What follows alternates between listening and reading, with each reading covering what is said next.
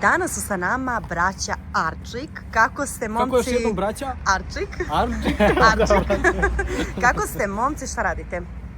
Pazi, odlično smo. Evo danas snimamo novu epizodu Hype Zvezda.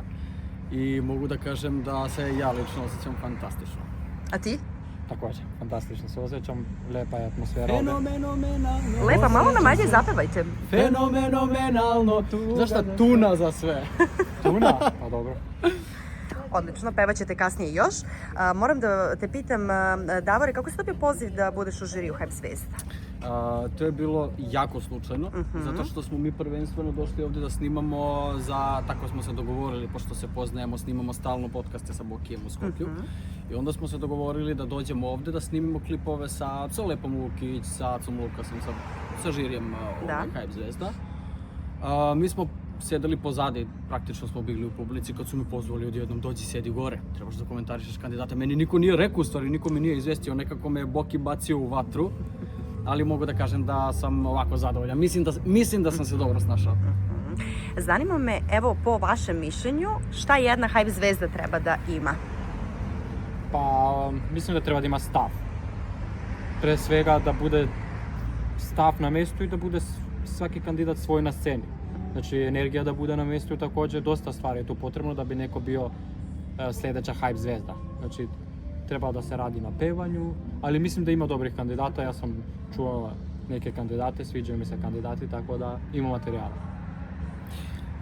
Pa generalno to što je rekao i smatram da trebaju da iskoriste ovo sve što im je dato. Zato što prošli put, sad ne znam kad će se ovo emitovati, ali kad sam bio sa Bokijem gore, bila je Leontina u žiriju, gdje je rekla da je dosta lakše da stojiš ispred telefona nego ispred kamere, ali ja smatram da je mnogo lakše kad stojiš u jednom ovakvom studiju gdje neko drugi odradi marketing za tebe i ti samo dođeš, pokidaš i neko drugi tebe ispromoviše, nego kad moraš sam da se snalaziš. Tako da mislim da trebaju da iskoriste baš onako, što se kaže, na maks ovu priliku i da pokidaju. A inače stvarno su fenomenalni, fantastični. Jeste. Sada malo bih voljela da pričam i o vama, s obzirom na to da ste jako popularni na društvenim mrežama, na TikToku, Instagramu. Zanima me ko pravi stvara vašu muziku? Mi smo kantautori, mi sami radimo i melodije naše i tekstove. Krenuli smo da pišemo još kao klinci, ja sam krenuo da pišem sve prve tekstove sa 15 godina, to sam baš pričao kod moje Marije emisije, ona snimala za makedonski Hype. Baš sam pričao da smo krenuli jako rano da pravimo pesme. U Makedoniji pevaš kad se rodiš, znači ti odmah... To svi kažu, pogotovo ovdje. Znači u Makedoniji prvo pevaš pa onda progovoriš. Inače oduzmu ti pasoš, nema. Ne, onda to nema.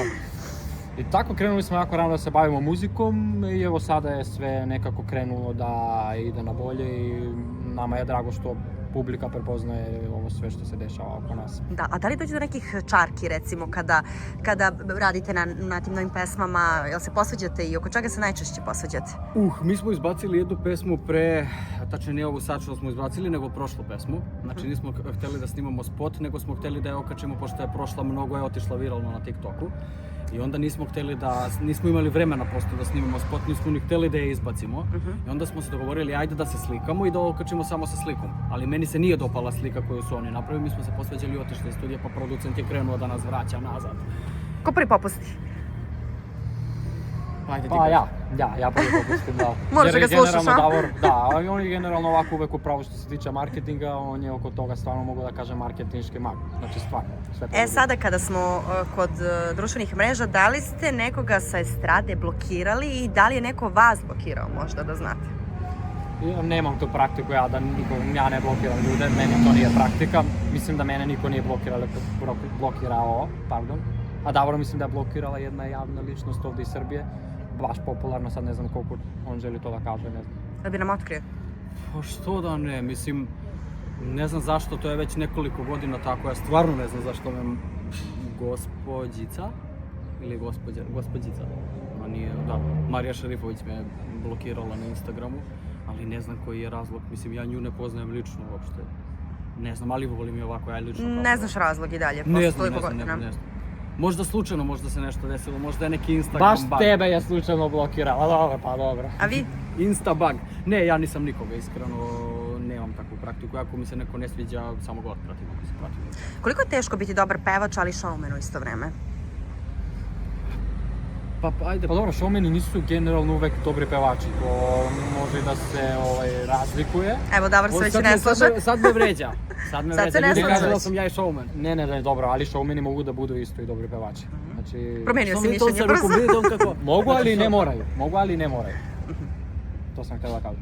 Mogu da budu i tekako, imamo primjera. Mogu, naravno. Pogledajte ljudi bre, Boki 13, on kida kako peva, on je odličan showman, tako da...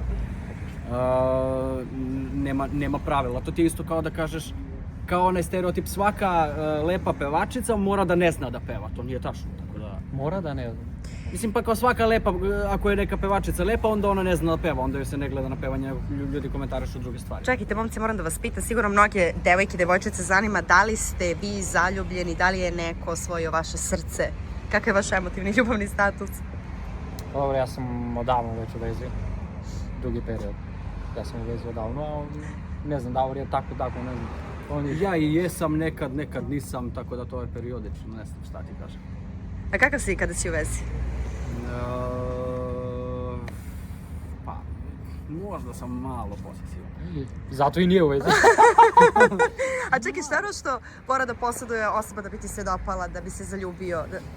Pa generalno karakterno da je, ja sam malo komplikovana ličnost. Kako tražiš dobar karaktera da si posesivan si? Pa dobro, nema veze, mislim, Nemaš dobar karakter sa posesivom. treba biti dobra osoba pre svega, da budemo i prijatelji, naravno, ne samo Da vam slomio neko srce do sada?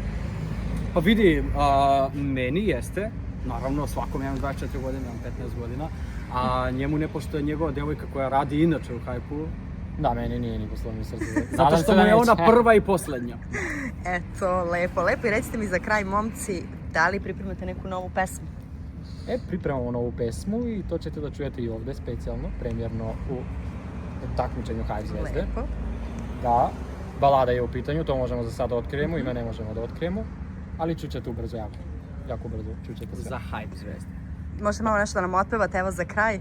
Šta ćemo, može nešto pesmu? Može zbog jedne žene plave. Zbog jedne žene plave, ostaću ja bez glave. Srce me kida i duša me boli, plavu baš takvu te volim. Bravo. I pozdrav za ove gospođe ovde, ovo su fantastične jedne gospođe, preslatke. Ja moram. Morao je, što je morao.